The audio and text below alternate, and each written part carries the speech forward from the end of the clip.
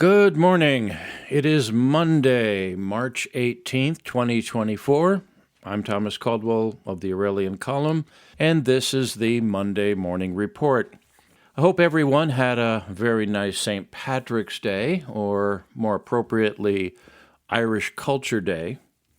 It rarely does it ever fall on a Sunday. That was kind of nice, wasn't it? So people had a chance to get together and have a few Guinness stouts and corned beef and cabbage and all that other wonderful stuff. Sadly, though, Ireland, like most of Europe, is under attack by hordes of immigrants from faraway lands, and all of Western civilization is under siege, and anyone who thinks otherwise is just in denial or deaf, dumb, and blind. Still, it is important to understand the cultural heritage of many Americans, including this one, that come from the Emerald Isle. But I would follow what's going on in Ireland. There is a resistance, there is fighting back going on, and you have to wish them well in their struggle. Vladimir Putin has been reelected as president of the Russian Federation. The man received about 88% of the votes, according to official reports. There's no surprises there. The man rose to power as prime minister in 1999. Quite some time ago, and he's pretty much been in charge of the show ever since then. Now, no matter what you think of Mr. Putin, his actions, or the nation he rebuilt from rubble, effectively, you have to give credit where credit is due. The man's a survivor. He knows how to wield power, both political and military, on a global playing field, and he does get results, especially economically. He took over basically a ruin of a country and rebuilt it over the last few decades. In spite of all the condemnation directed at him from Western leaders, as well as the usual predictions of his demise, Putin doesn't appear to be leaving the stage anytime soon. And any so-called analysis to the contrary is pretty much wishful thinking. The guy's going to be around a while, and Western countries are going to have to start to do business with him a little more constructively. Now, as for Haiti, I didn't report about this earlier, about the gangs taking over the place, about the riots, about the murders, about the cannibalism, and all the other fun things that have been in the media, pretty much because it's just a repeat of the past. Continues pretty much the way it has been for most of its history. It seems, though, the U.S. is gearing up yet again to send U.S. military troops into the place and try to fix things. Now, if the Biden administration does do this, it will, I believe, be the fourth time in history the American government has intervened there, at least militarily. It's intervened politically many more times. Uncle Sam began this habit back in the 1800s, and as you can see from present day, it's never worked. There is so much to the history of that sad, messed up excuse for a country. Too much to go into here. I would recommend all of you, though, take the time to learn its history and judge for yourself if the United States should get involved yet again. Oh, and if you're into old movies, there was one made about Haiti back in the late 1960s, starring, of all people, Elizabeth Taylor, Richard Burton, and Sir Alec Guinness.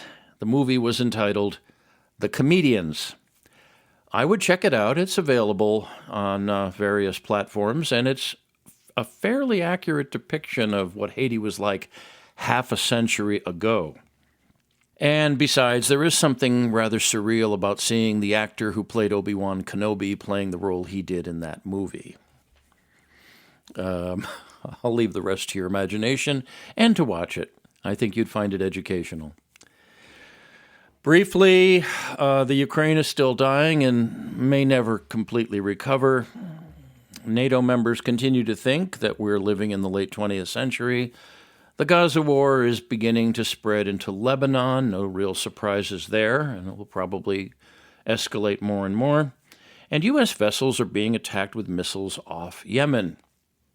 That being said, there is a story closer to home that I think needs to be followed and is not being looked at too much. And that is about our neighbor to the north, Canada.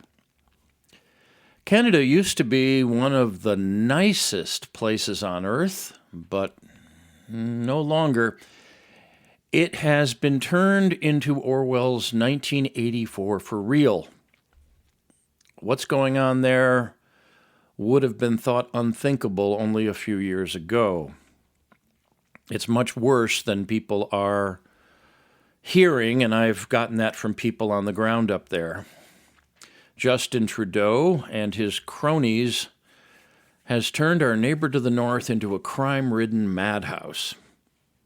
Besides all sorts of interesting rules and regulations, there are harsh prison sentences for literal thought crimes. That's now the norm up there. If you have something you say online that's viewed by the government as hateful or damaging, they're going to throw you in prison. Freedom of assembly is being curtailed. Freedom of speech ruthlessly repressed. Besides that, euthanasia is being applied in ways most sane people would object to, and there's a lot to that. I would recommend looking into it. People are being put to death for the most, what I would consider frivolous of reasons.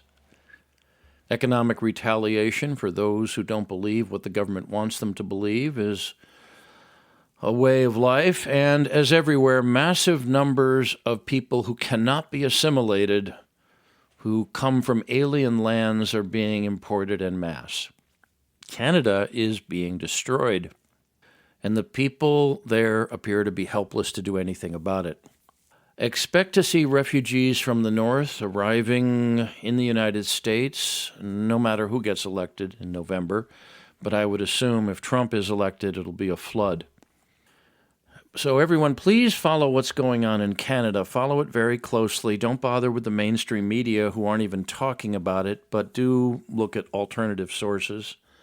There's many out there. Going into elaborate detail is not something that I do in the Monday morning report.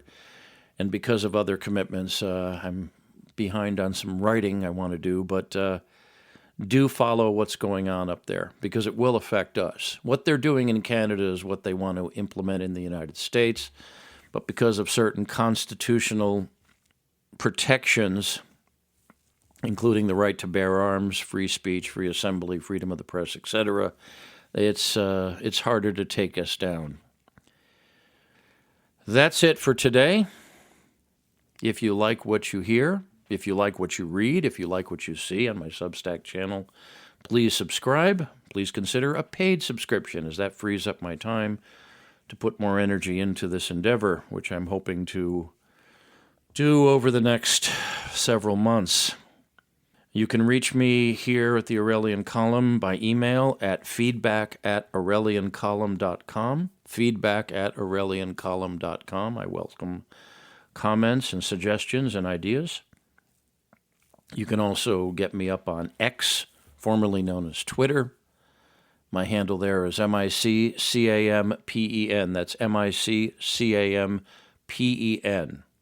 Until next week, be good, be safe, be vigilant, and good day.